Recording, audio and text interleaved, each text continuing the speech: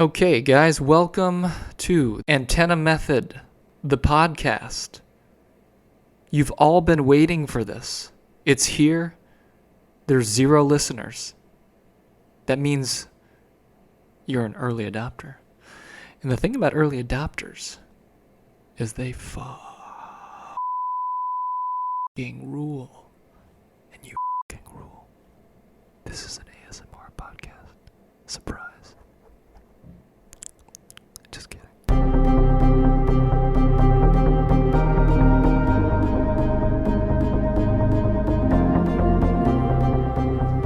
All right, welcome everybody to the first episode of Antenna Method, the podcast that's about making small, impactful changes to your daily routine to feel better. And I wanted to start out, since this is the first episode, by kind of telling you guys a little elevator pitch, I'll call it, of who I am, and then we'll dive right in. So my name's Conrad. I'm 31 years old. I live in Austin, Texas. And I am one of those people, and I'm sure you guys all know someone who's like this, who's constantly just trying to get better. Self-improvement is the industry term. Usually you can find me trying some new diet, some new workout, some new meditation, just kind of doing everything and anything to optimize my existence to the point where it's like kind of annoying sometimes, and I'm somewhat self-aware, so I get it. I get it. Like, the whole industry is kind of annoying. And anyway, I started the Antenna Method, and I started this podcast because I've reached this point in my life where I want to start sharing these things I've learned, and I pretty much spent all of my 20s just going through these different, I'll call them challenges with my health, and then coming out the other side and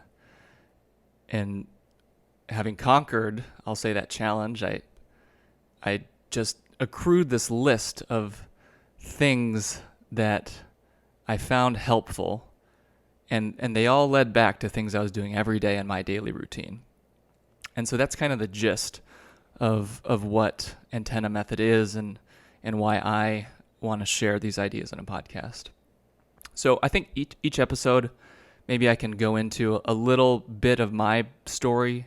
You know, there's a lot of it. I don't want to cover it all in this first episode, but I think maybe the first part of my story that we'll lead in with is just going through what a lot of you guys have gone through, and that is depression. It's real. When I was 23, just had a pretty deep depression. And I was working. I work for a medical device company, so corporate America, and I was in the midst of a move. I lived in Chicago for 6 months, and then I moved out to California, and I had these high aspirations, envisioning, going out in San Francisco, just living the Bay Area life, and I threw myself into that, and I did all the things that you do in your early 20s, You're just pushing yourself at work. You're out at the bars all weekend. You're drinking. You're doing other things, and it just adds up to the point where, like a pressure cooker, the top just burst off, and it hit me. And then I fell into a depression, which I'm sure a lot of you can relate to. And I actually quit my job. So 6 months into moving to California, I just reached a point where I knew I had to quit my job. I moved home. I moved to Dallas, Texas, where I'm from, and I just spent like 3 months decompressing from all of that stress I had built up, and just that mental anguish, and the whole kind of untwisting what had gotten twisted up inside. And I lead with that story today because I want the theme of this podcast, and it's the title of this podcast, it's Start with why, and because I think the and is important, and realize that it's okay if your why is not deep.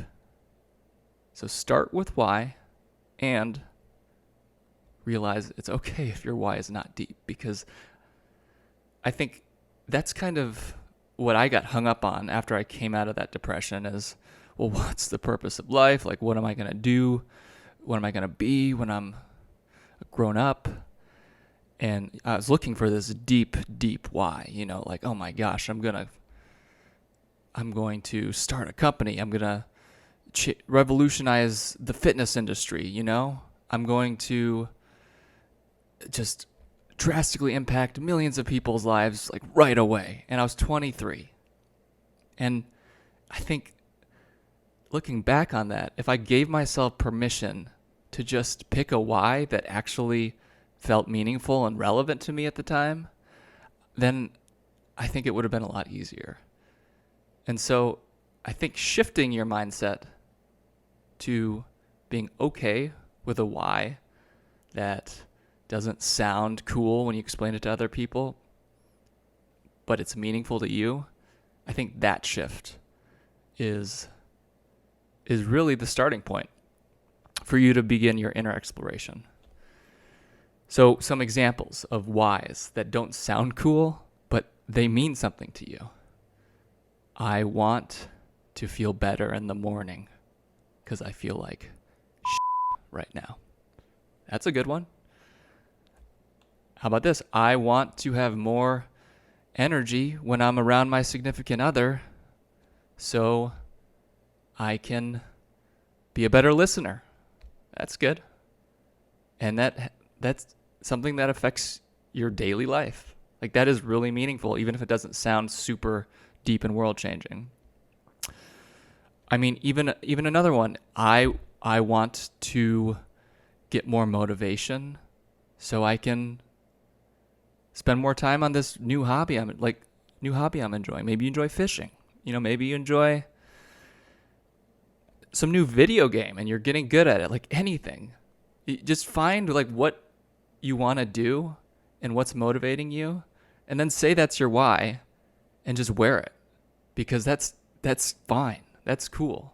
And the sooner I think people get around to realizing that, the sooner they'll start their journey, because that's really why the why is important, is because that's the starting point for your journey. And the thing is, your why is going to change. It's going to change along the way. But by picking a why to at least get on the plane, it's like your boarding pass. You download it on your phone.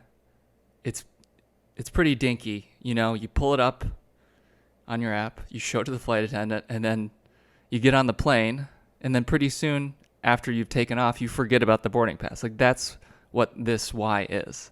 It gets you on the plane. And then once you're on the plane, that's when everything else starts.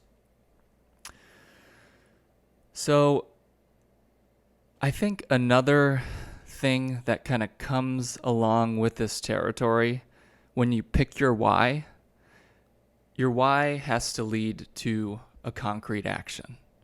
And again, like I'm always saying with antenna method and the theme, you have to make small, impactful changes to your daily routine. So once you pick your why, you have to actuate it. You have to do it in the form of an action. And it can be a small action. It can be something little you do. You just add it to your daily routine.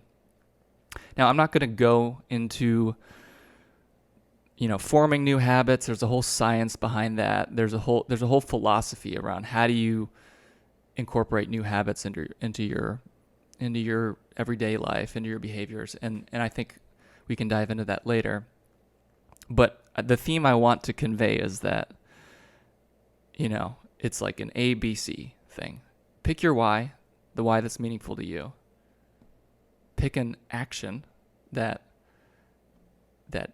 makes that why real in what you're doing every day, and then just do it. Like, do it for a week. Do it for 2 weeks.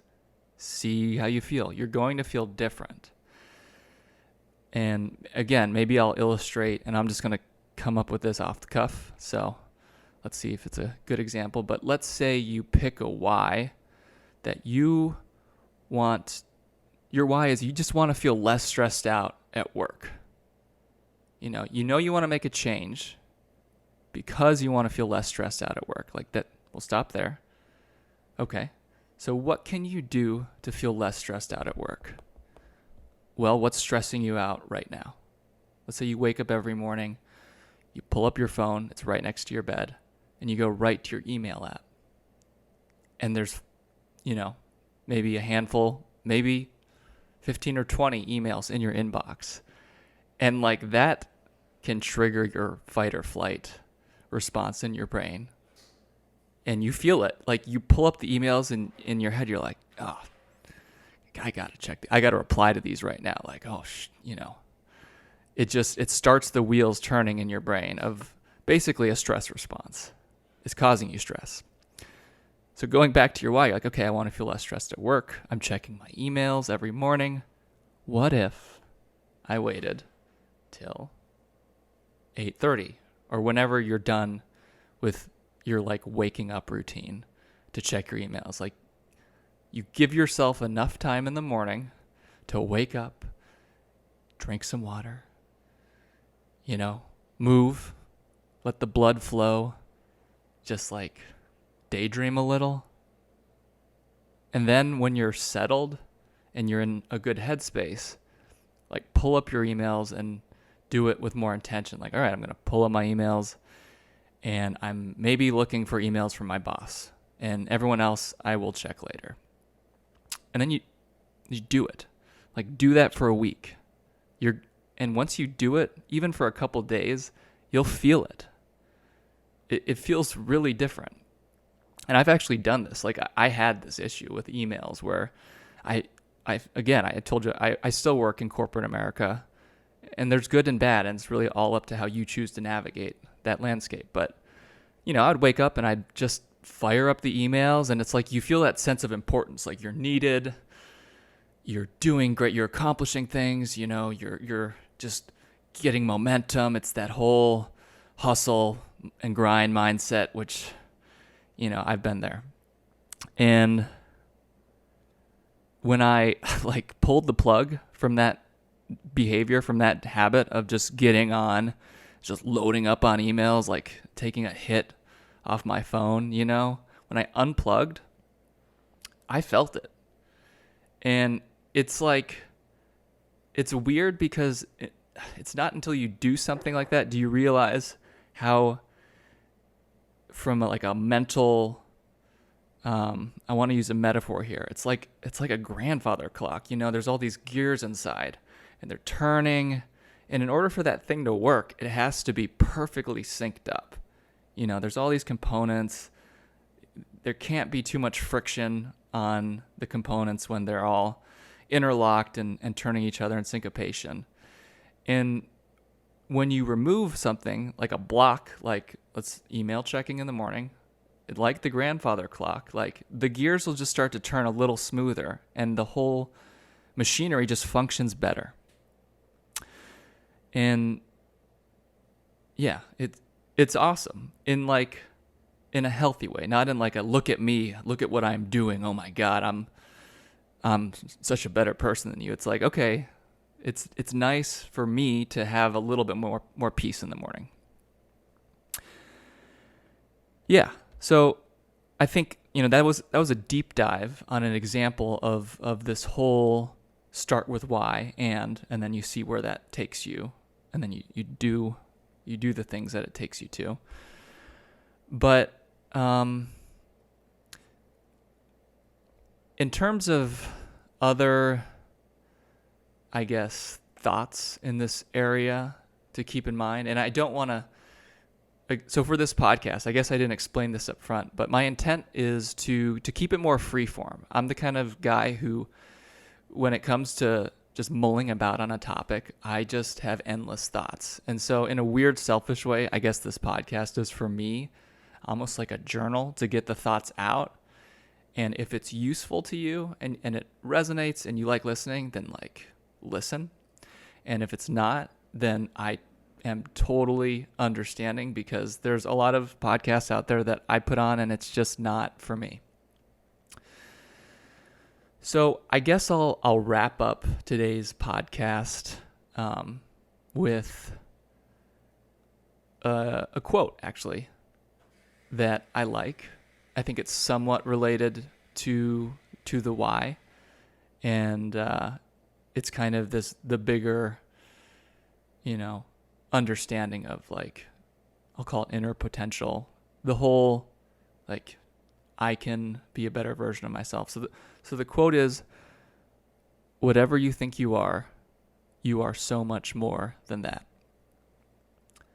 Whatever you think you are so much more than that. And it's simple, and it's one of those things where you hear it and you roll your eyes and you're like, I know, like I could lose weight, and I could try harder at work, and I could be less of a scroll addict when I get home on all these social media platforms, blah blah blah blah blah. But it's it is a meaningful quote. So think about that.